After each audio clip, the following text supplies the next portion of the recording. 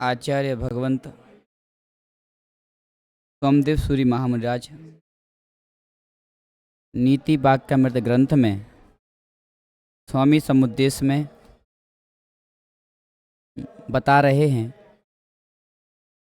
कि राजा को धर्मात्मा होना अनिवार्य है।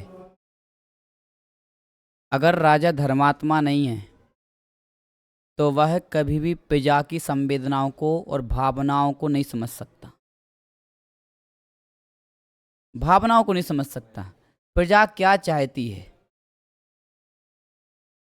और प्रजा के लिए हमें क्या करना चाहिए।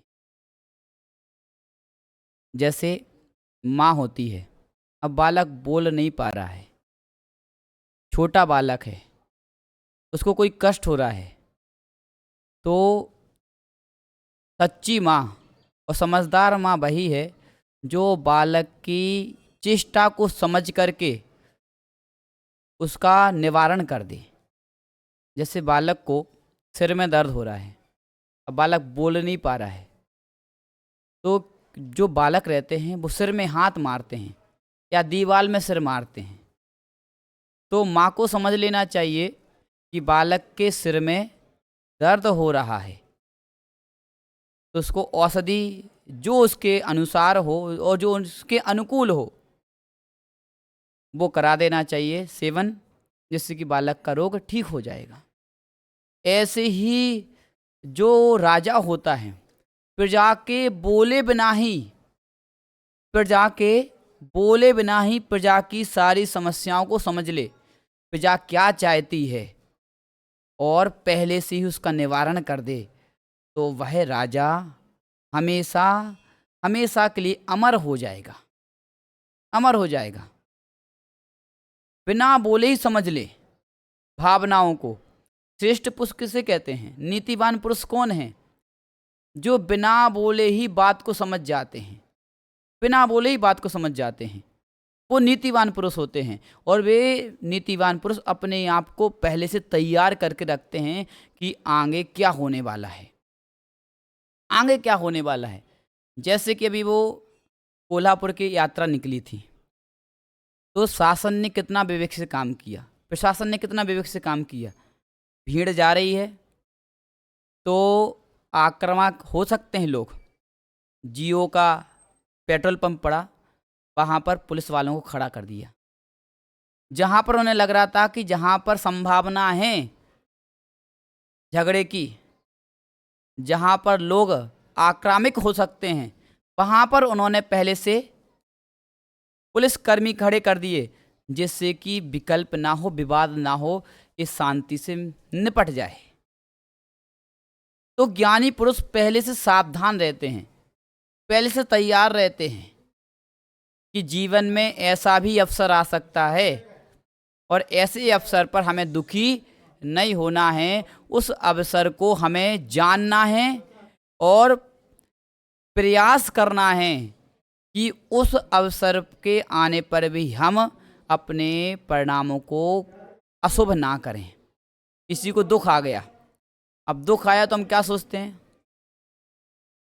हमारे पास ही दुख आना था, हमारे पास ही दुख आना था, और ये पता चल गया इस व्यक्ति के माध्यम से दुख आया है। जब तक हम उस व्यक्ति को कष्ट ना दे दें तब तक हमारे मन को चैन नहीं पड़ता है। और हजार लोगों के सामने फिर बताते हैं उस व्यक्ति ने मेरे साथ ऐसा कर दिया, उस व्यक्ति ने मेरे साथ ऐसा कर दिया, उस व्यक्ति ने मेरे साथ ऐसा कर दिया। तो हजार लोगों को उस व्यक्ति से दूर कर देते हैं, तब भी चैन नहीं पड़ती।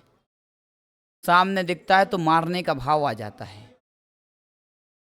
इसलिए संसार में हमें अगर परिणामों को हमेशा अच्छा रखना है तो नीति कहती है कि सबसे पहले अपने आप को धर्मात्मा बनाओ, धर्मात्मा बनाओ। क्योंकि धर्मात्मा व्यक्ति जो रहता है वह अपने समान ही दूसरे को देखता है, अपने समान ही दूसरे को देखता है। उसके अंदर मानवता रहेगी, उसके अंदर दया धर्म पलेगा। जो धर्मात्मा जीव है वही सत्य का पालन करेगा, जो धर्मात्मा जीव है वही अहिंसा धर्म का पालन करेगा। मध्यकाल में ऐसे शासक देश में हो गए जो हिंसा प्रेमी थे, हिंसा प्रेमी थे, मांस के प्रेमी थे। उन्होंने सब जगह मांस का प्रचार किया और हर जगह मांस लोग खाने लगे। तो राजा जैसा होता है वैसा राज्य हो जाता है और वैसी प्रजा हो जाती है। अगर राजा धर्मात्मा है तो प्रजा भी धर्म का पालन करेगी, धर्मात्मा हो जाएगी और राज्य में धर्म का वातावरण रहेगा। इसलिए हमारी जिम्मेदारी बनती है कि हमारी प्रजातंत्र है, हम अपना राजा स्वयं निर्णय कर सकते हैं। तो हमें ऐसे व्यक्ति को चुनना चाहिए जो हमारी धार्मिक भावनाओं के साथ खिलवाड़ ना करे, धार्मिक भावनाओं के साथ खिलवाड़ ना करे, जिसको धर्म से प्रीति हो, धर्म से रुचि हो, उस व्यक्ति को ही हमें राजा बनाना चाहिए, उस व्यक्ति को ही हमें वोट देना चाहिए। जिसको धर्म से प्रीति नहीं है, सत्ता से प्रीति है, धन से प्रीति है और अपने सम्मान से प्रीति है, ऐसे व्यक्ति को कभी राजा नहीं बनाना चाहिए। हम अच्छे लोग हैं, अच्छे लोग हैं और अच्छे लोगों को अगर आनंद के साथ रहना है तो राजा भी अच्छा ही बनाना चाहिए, अच्छा राजा बनाना चाहिए। इसलिए वर्तमान में हमें चुनने का अधिकार है, लेकिन पूर्व में चुनने का अधिकार नहीं था। वंश परंपरा चलती थी, राजा का बेटा युवराज फिर राजा बनेगा, तो ये वंश परंपरा चलती थी, तो उसमें क्रूरता और बढ़ गई। लेकिन चुनने का आज अधिकार है, इसमें हम नियंत्रण भी कर सकते हैं, रोक भी सकते हैं। नहीं, इनको हमें गद्दी देना ही नहीं है। क्यों? क्योंकि ये धार्मिक भावनाओं के साथ खिलवाड़ करते हैं। एक नेताजी थे, समाज ने उनको आगे बढ़ाया, पूरी समाज एकत्रित हो गई और उनको जिता दिया। जिताने के बाद नेताजी को मंत्री पद मिल गया केंद्र में, लेकिन मंत्री जैसे ही वो बने तो उन्होंने जिस समाज ने उनको जिताया था उस समाज को उस पद पर जाकर के भूल गए। समाज की एक भी बात उन्होंने नहीं सुनी, एक भी बात नहीं सुनी, और समाज ने अगली बार चुनाव आया, समाज ने किसी और को जिता दिया। ऐसे ही आप लोग किसान लोग हो, तो जो आपकी सुनेंगे आप उसको वोट दोगे कि नहीं दोगे? उसको वोट दोगे। अब जो किसानों की सुन ही नहीं रहा है उसको आप वोट देने जाओगे, तो समर्थन उसका होता है जो दूसरे की भावनाओं को, दूसरे की कामनाओं को पूर्ण करने का प्रयास करते हैं और पूर्ण करते हैं। मात्र बातें नहीं, आश्वासन मात्र नहीं, नेता लोग आश्वासन दे के चले जाते हैं। लोगों वर्तमान में तो अच्छा लगता है, भी आश्वासन दिया है, लेकिन आगे लोग समझ जाते हैं कि नेताजी तो बातें देते हैं, काम एक भी नहीं करते हैं। धार्मिक नेता जो होगा वह आश्वासन देगा और आश्वासन को पूर्ण करेगा। इसलिए हमें नेता उसी को चुनना है जिसके अंदर धार्मिक भावनाएं हैं, वही प्रजा का पालन कर सकता है। और तो और नेता उसी को बनाओ जिसके घर में संतान हो, जिसके घर में संतान हो, और एक संतान नहीं, 2-3 संतान हो और अधिक संतान हो, कम से कम 2 तो होना जरूरी है, उसको नेता बनाओ। अगर वो व्यक्ति नेता बनेगा तो उसको पता है कि कैसे लोगों को संभालना पड़ता है। 2 पक्ष हैं, अब 2 पक्षों में कैसे संतुलन बिठाना है वो जानेगा, क्योंकि वो घर में रहता है तो घर में एक बेटा कुछ और कहता है, एक बेटा कुछ और कहता है, फिर देखो कैसे सामंजस्य बैठालता है।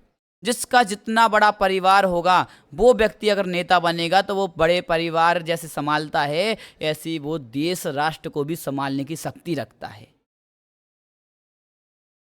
देश राष्ट्र को भी संभालने की शक्ति रखता है। और खोज करो नेताजी घर में कैसे रहते हैं, घर वाले इनके प्रति क्या सोचते हैं, घर वाले उनके प्रति क्या सोचते हैं, और एक घर वालों के प्रति क्या सोचते हैं, इसका ध्यान रखो। अगर आप इसका ध्यान रखते हो, इसका ध्यान रखते हो, तो आप सही नेता चुन सकते हो। घर में जिसकी कोई इज्जत नहीं है तो बाहर भी वो इज्जत नहीं बना पाएगा। जो घर वालों का ध्यान नहीं रख पा रहा है वो बाहर वालों का भी ध्यान नहीं रख पाएगा, वो बाहर वालों का भी ध्यान नहीं रख पाएगा। क्यों? क्योंकि नेता जब बनेगा तो वो, जैसे प्रधानमंत्री हैं नरेंद्र मोदी, तो वो प्रधानमंत्री पद पर पहुंचे हैं, तो अब वो भारत देश उनका पूरा घर हुआ कि नहीं हुआ? हुआ कि नहीं हुआ? प्रत्येक प्रदेश उनके घर के लोग हैं कि नहीं है? प्रत्येक प्रदेश के वासी, हर एक व्यक्ति और हर एक प्राणी और हर एक देश की वस्तु उनके घर की सामग्री है, घर की संपत्ति है। तो जैसे घर को संभालना पड़ता है वैसे देश को भी घर के समान संभालना पड़ता है। इसलिए जिसका बड़ा परिवार हो, जो बड़ा कुटुंब चलाता हो और घर वाले इसको चाहते हों, अगर वह नेता बनेगा तो नियम से आपका देश का विकास होगा और आपका भी विकास होगा, समाज का भी विकास होगा और देश की संपत्ति, राज्य की संपत्ति का भी विकास होगा और साथ में आचरण का भी विकास होगा। कुआचरण से सद आचरण का विकास होगा। इसलिए नीति वाक्य का मृत में स्वामी समुद्देश में राजा को धर्मात्मा होना चाहिए, घर के मुखिया को धर्मात्मा होना चाहिए, समाज के मुखिया को धर्मात्मा होना चाहिए। यानी कि जो भी मुख्य पद हैं वो धर्मात्मा व्यक्ति को मिलना चाहिए, अधर्मात्मा को नहीं मिलना चाहिए। परम पूज्य आचार्य गुरु श्री विशुद्ध सागर